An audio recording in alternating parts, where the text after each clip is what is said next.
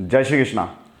फलित में गोचर एक अत्यंत महत्वपूर्ण भूमिका निभाता है और गोचर से ही आप तत्कालीन परिस्थितियों को भांपकर सही तरह से अपने या किसी और के भविष्य के अंदर झांक सकते हैं या पर्टिकुलर उस समय के अंदर देख सकते हैं कि क्या इसके साथ चल रहा है और क्या होने वाला है। गोचर 9 ही ग्रहों का मैं धीरे धीरे आपके सामने डिफाइन करूंगा। सूर्य के गोचर का प्रभाव चंद्र लगन से या चंद्र राशि से, आपकी जन्म पत्रिका में जो चंद्र राशि है उससे सूर्य के गोचर का प्रभाव मैं आपको पिछले वीडियो में बता चुका हूं। आज मैं बताऊंगा चंद्र से चंद्रमा का गोचर किस तरह से फलित होता है। चंद्रमा सदैव पत्रिका के अंदर प्रथम, तृतीय, षष्टम, सप्तम, दशम और एकादश भाव में, आपकी जन्म पत्रिका में जो आपकी चंद्र राशि है जहां पर चंद्रमा उपस्थित है वहां से गोचर करता हुआ, माने तत्कालीन समय में चंद्रमा गोचर करता हुआ जब पहले, तीसरे, छठे, सातवें, 10वें और 11वें भाव में आएगा तब वह आपके लिए शुभ फलित होगा। बाकी अन्य जगह वो अशुभत्व उत्पन्न करेगा। चंद्र के विषय में एक बात विशेष रूप से जान लीजिए, जो शायद कम ही लोग इस बात को समझते हैं कि चंद्रमा बहुत ज़्यादा दूषित फल देने की क्षमता रखता है। जो फल मैं उनके विभिन्न भावों में गोचर के अनुरूप बता रहा हूं वही फल, लगभग वैसे ही फल आपकी जन्म पत्रिका में अगर चंद्रमा उस स्थान पर स्थापित है तो वैसे वैसे फल देगा। जैसे कि गोचर करता हुआ चंद्रमा अगर आपकी चंद्र राशि से ही गोचर करता है, जहां पर आपका चंद्रमा विराजित है वहीं पर अगर चंद्रमा जाता है तो व्यक्ति को निश्चित रूप से सुख, वैभव, प्रसन्नता की प्राप्ति होती है, उसके सम्मान में वृद्धि होती है और सर्वत्र उसको लाभ की आकांक्षा पैदा हो जाती है, लाभ के अवसर उसके सामने आ जाते हैं। जब गोचर करता हुआ चंद्रमा आपकी चंद्र राशि से जन्म पत्रिका में जहां चंद्रमा स्थापित है वहां से द्वितीय स्थान पे आता है, चंद्रमा से अगले स्थान पे जाकर बैठ जाता है, तब व्यक्ति को कुटुंब के अंदर समस्याएं उत्पन्न होने लगती है, उसके अंदर वाणी दोष उत्पन्न होता है, चारित्रिक दोष भी उसमें उत्पन्न हो सकते हैं और उस अगर वो छोटा है, विद्या अध्ययन कर रहा है तो विद्या में समस्याएं उत्पन्न होती हैं। द्वितीय चंद्रमा शुभ नहीं होता है। जन्म पत्रिका का चंद्रमा जिस राशि में स्थित है वहां से अगर चंद्रमा गोचर करता हुआ तृतीय भाव में आता है तो व्यक्ति के अंदर पराक्रम की वृद्धि होती है, उसके अंदर इच्छाएं पल्लवित होने लगती है, उसको अपोजिट सेक्स से लाभ प्राप्त होने लगता है और वो सर्वत्र विजय को प्राप्त करता है। जन्म पत्रिका में चंद्रमा जब चतुर्थ भाव पर गोचर करता है, जन्म पत्रिका में जहां चंद्रमा स्थापित है अगर वहां से गोचर करता होगा वो चतुर्थ भाव में आता है, चंद्र से चंद्र चतुर्थ हो जाता है, तब व्यक्ति को मानसिक चिंताएं घेरने लगती है, नींद नहीं आती है, भूमि, भवन, वाहन और माता से संबंधित कष्ट उसके सामने उत्पन्न हो जाते हैं और निश्चित रूप से स्त्री जातकों के द्वारा उसको नुकसान की संभावनाएं होती है, या वो बहला फुसला के स्त्रियां, भले ही जातक स्त्री हो, स्त्रियां उसको नुकसान पहुंचाती हैं। जन्म पत्रिका में चंद्रमा जहां स्थित है वहां से गोचर करता हुआ चंद्रमा अगर पंचम भाव में आता है तो व्यक्ति के मानसिक भ्रम की उपस्थिति होती है, संतान संबंधी कष्ट होते हैं, यात्राएं कष्टपूर्ण हो जाती हैं, उसका मति भ्रम पैदा होता है, शिक्षा में व्यवधान आने लगते हैं। पंचम चंद्रमा भी शुभ नहीं होता है गोचर करता हुआ। चंद्रमा जब छठे भाव में गोचर करता हुआ आता है तो व्यक्ति को सर्वत्र विजय का लाभ होता है, उसके शत्रु बहुत उत्पन्न होते हैं लेकिन शत्रुओं से वो पूर्णतः विजयी हो जाता है। यहां पर एक विशिष्ट बात है, जातक अगर पुरुष है जिसके बारे में विचार किया जा रहा है, जातक अगर पुरुष है तो उसको महिलाओं के संपर्क में आने के अनेक अवसर मिलते हैं, महिलाएं उससे आगे बढ़कर बातें करना चाहती है। छठा चंद्रमा शुभ होता है गोचर करता हुआ, और जन्म पत्रिका में भी अगर छठा चंद्रमा है तो थोड़ा बहुत उसको हानि देगा, शत्रु की उत्पत्ति करेगा, लेकिन व्यक्ति को जीवन में अपोजिट सेक्स से लाभान्वित भी करता रहेगा। जन्म पत्रिका के चंद्रमा से जब गोचर करता हुआ चंद्रमा सप्तम भाव में आता है तो सुखपूर्वक लाभ देने वाली यात्राएं कराता है, व्यापार में उन्नति देता है, जीवन साथी के सुख से परिपूर्ण करता है और ऐसा व्यक्ति निरंतर धन लाभ प्राप्त करता है।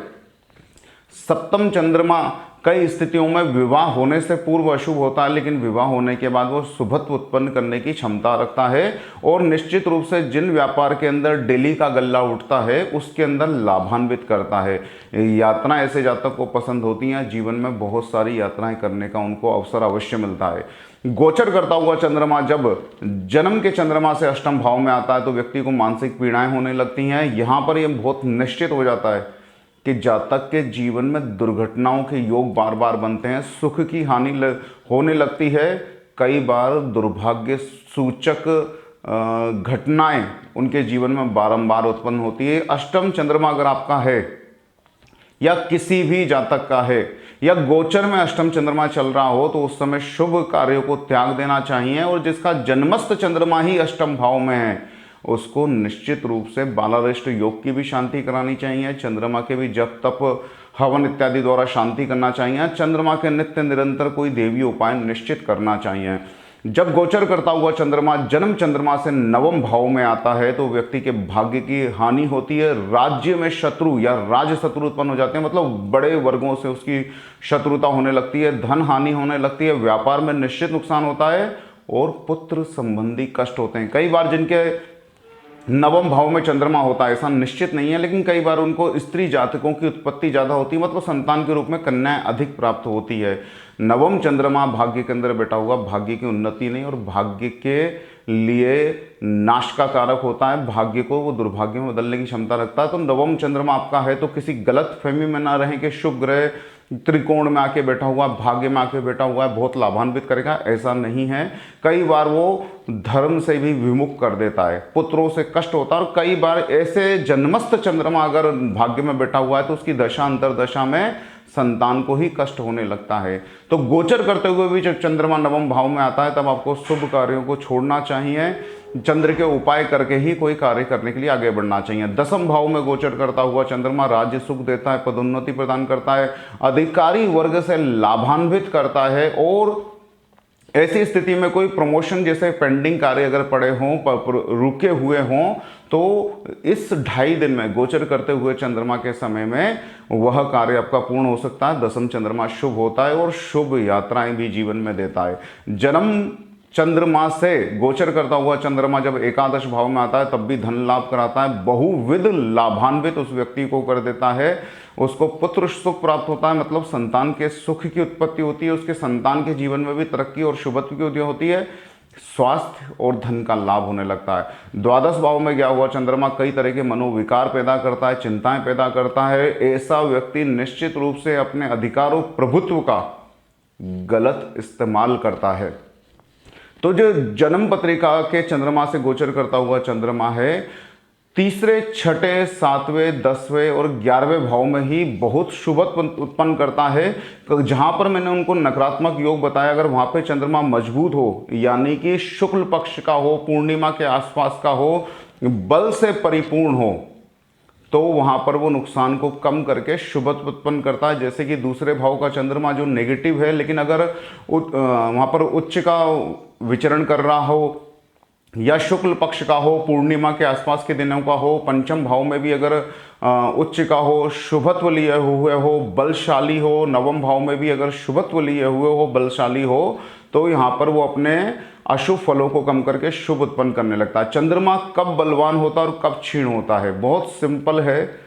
प्रतिपदा, शुक्ल पक्ष की प्रतिपदा से जो प्रथम दिन होता है चंद्रोदय का, वहां से लेके 10वीं तिथि तक, शुक्ल पक्ष की 10वीं तक चंद्रमा मध्यम बली होता है, मतलब उसका बल होता है मध्यम।